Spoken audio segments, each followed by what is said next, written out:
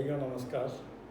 मैं डॉक्टर सुनील दत्त बिल्लोरे, प्रधान वैज्ञानिक, भारतीय सोयाबीन अनुसंधान संस्थान इंदौर से आपसे चर्चारत हूँ।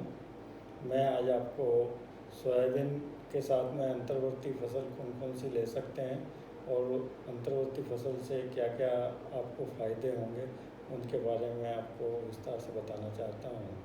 सोयाबीन के साथ अंतर्वर्ती फसल लेने से बहुत सारे फ़ायदे होते हैं, जिसमें से मुख्य रूप से होता है उत्पादन अधिक मिलता है। दूसरा, आपका उसमें कीड़े और व्याधि कम लगते हैं। दूसरा, फसल उत्पादन बीमा की तरह भी काम करता है कि यदि दो फसलों में से एक फसल खराब भी होती है तो आपको एक फसल से उत्पादन मिलेगा और उत्पादन में स्थिरता आती है। दूसरा, जलवायु परिवर्तन को देखते हुए यह भी उपयोगी होगा कि इसमें सोयाबीन की अंतर्वर्ती फसल ली जा सके तो हम जलवायु परिवर्तन से भी अधिकतम उपज प्राप्त कर सकते हैं।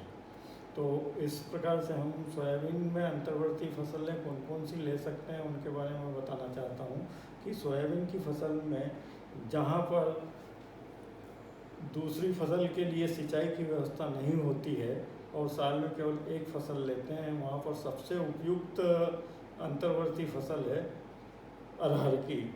जो सोयाबीन के साथ में अरहर की फसल लेंगे तो आपको अकेली सोयाबीन की तुलना में 1.25 से 1.5 गुना अधिक लाभ प्राप्त होगा।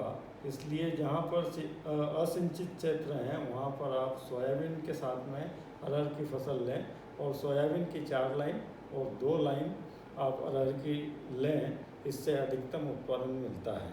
तो यह पद्धति आपको महाराष्ट्र में बहुत अधिक प्रचलित है। महाराष्ट्र के किसान अधिक से अधिक सोयाबीन और अरहर का अंतर्वर्ती फसल ले रहे हैं, परंतु कुछ दिनों से आप देख रहे हैं कि अधिकतर किसान सोयाबीन की फसल में खरपतवार नाशक दवाइयों का उपयोग करने से अंतर्वर्ती फसल में कमी आई है। तो उसके लिए केवल उपयुक्त खरपतवार नाशक का उपयोग करेंगे तो आपको दूसरी फसल पर कोई विपरीत प्रभाव न होगा। और इसके लिए सबसे उपयुक्त खरपतवार नाशक दवाई है वह है पेंडिमिथिलिन। 3.3 लीटर प्रति हेक्टेयर की दर से इसका छिड़काव करेंगे बोने के तुरंत बाद, तो खरपतवार फसल में करीब लगभग 1 महीने तक नहीं आएंगे।